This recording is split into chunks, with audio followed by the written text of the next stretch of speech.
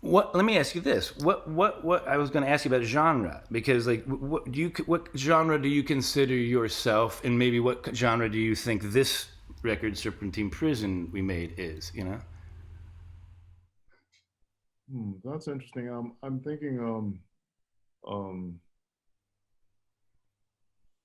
rock, of course, but I'm not sure.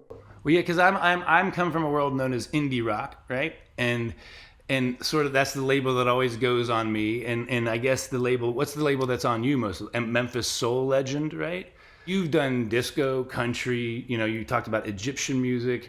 You know, and you're very classically trained, and at Indiana University. And so, have you thought of your like when do you think of yourself as a soul musician or a or what like or just how do you define? You know, I don't think of myself as a soul musician um, or a classical musician, which is sort of where I first started, or a country or jazz or rock. Although you can probably see my Baxendale guitar over there. mm-hmm, mm-hmm, So just having that Baxendale, the fact that he made that for me mm-hmm, makes me a rock musician, though. mm-hmm. I mean, Yeah.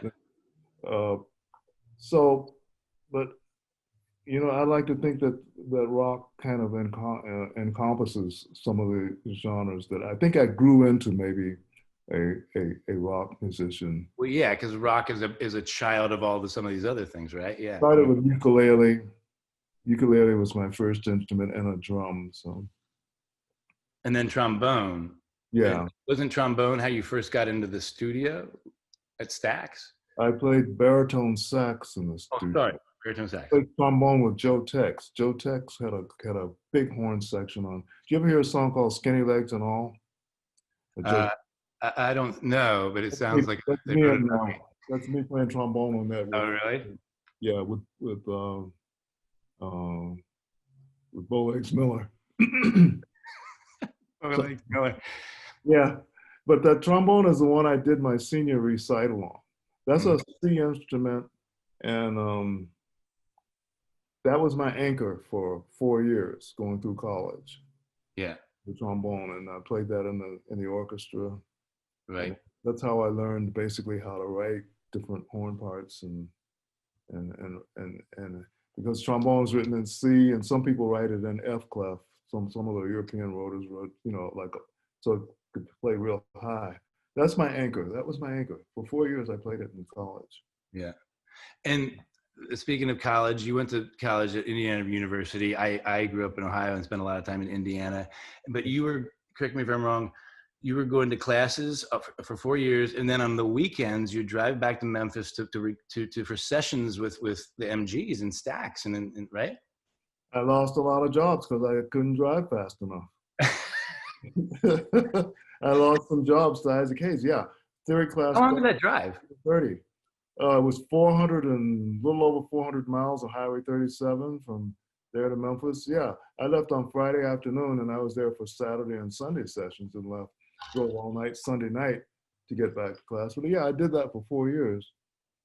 Um, When you were at college at any university, did people know you'd already written Green Onions? Because isn't that right? You'd already written Green Onions. they did because I had a white Galaxy Ford convertible and everybody else was walking. I bet that made that 400-mile drive better in that Galaxy.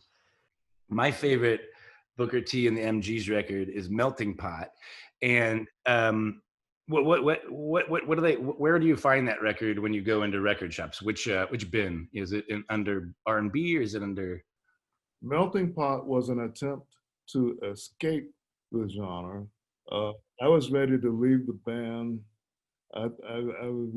We were at odds with each other. I was telling them everything sounds the same. We go in the studio and then play, and it would sound like hip hop, or we play something that sound like Green Onions. Everything we played sounded the same. So I was like ready to quit.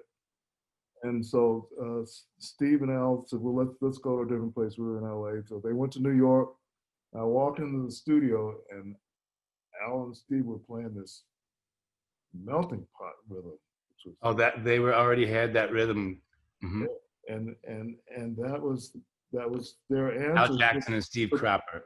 to the problem. That was their answer, and wow, I mean, I was just trying to keep up. I mean, it was just. So they were like they brought some new blood, and you walked in the room and you said, okay, there's something new happening. When did Donald Duck Dunn come in on bass? He came in about 4 or 5 bars later. Okay. So how long did that record take to make, and like how much was it? How much did you like write that in writing, or how much was it just written in a room with those guys? And yeah, and then I want to ask you more about that your relationship with that band. You know, It was a jam. It was a jam basically. It was like, yeah, it was like we can't be the same band anymore. We have to do something. mhm. Yeah, it's like you got bitten by something. My favorite, I mean, Melting Pot is probably my favorite song on it, but my second favorite song is LA Jazz Song.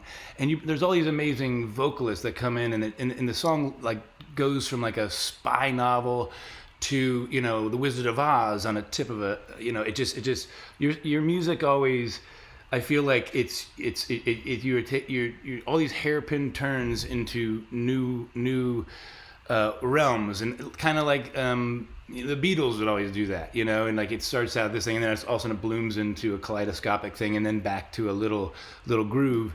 And Melting Pot feels like it does that 500 times, you know, and it just like I just wonder how fast that all came out. Yeah, I think all the only thing I wrote on it was the bridge, the C part. But Hmm. I did a big sweep, and we've kind of worked that out because that has chord changes. But yeah, Yeah. Um, in the MGs, did you write many songs? Did you write it like lyrics and are there many Booker T and the MG songs that have lyrics no, and words?